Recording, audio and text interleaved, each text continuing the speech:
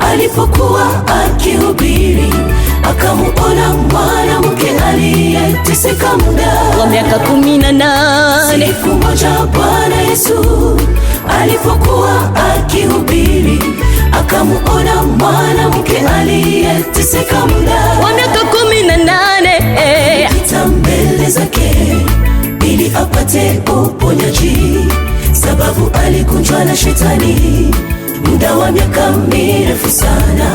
Akamuita mbele zake ili apate uponyaji, sababu alikunjwa na shetani muda wa miaka mirefu. Yesu kaweka mikono juu yake, mara moja akanyooka.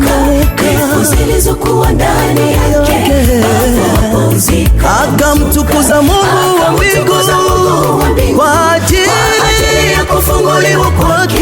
Na wote waliokuwa kanisani wakashangaa muujiza huo.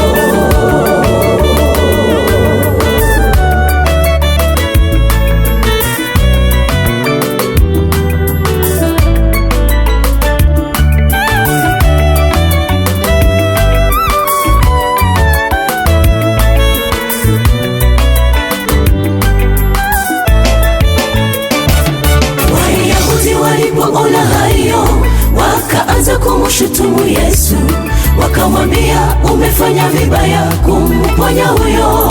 Hii Sabato. Wayahudi walipoona hayo, wakaanza kumshutumu Yesu, wakamwambia, umefanya vibaya kumponya huyo. Siku ya Sabato, Yesu akawauliza, ni nani katikati yenu hapa ambaye ng'ombe yake ikiangukia shimoni siku ya Sabato asisaidie? Ndipo Yesu akawauliza, ni nani katikati yenu hapa ambaye ng'ombe yake ikiangukia shimoni siku ya Sabato asisaidie? Yesu kaweka mikono juu yake, mara moja akanyooka.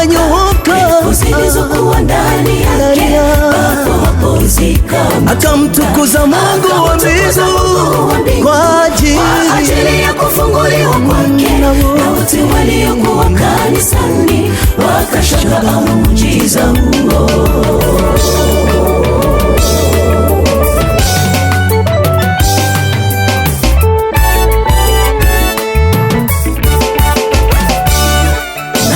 Unayenisikia sasa, pengine umegonjwa na masengenyo, ukabila, kutenda dhambi imekuwa kawaida kwako. leo rejea kwa Yesu. Nawe unayenisikia sasa, pengine umegonjwa na masengenyo, ukabila, kutenda dhambi imekuwa kawaida kwako. Leo rejea kwake Yesu. Maisha yako utaishi salama na utakuwa mwanaye siku zote maishani mwako. Atanyosha maisha yako, utaishi salama na utakuwa mwanaye siku zote maishani mwako. Yesu kaweka mikono juu yake, mara moja akanyooka. Pepo zilizokuwa ndani yake papo hapo zikaondoka, akamtukuza Mungu wa mbingu kwa ajili ya kufunguliwa kwake. Na wote waliokuwa kanisani wakashangaa muujiza huo.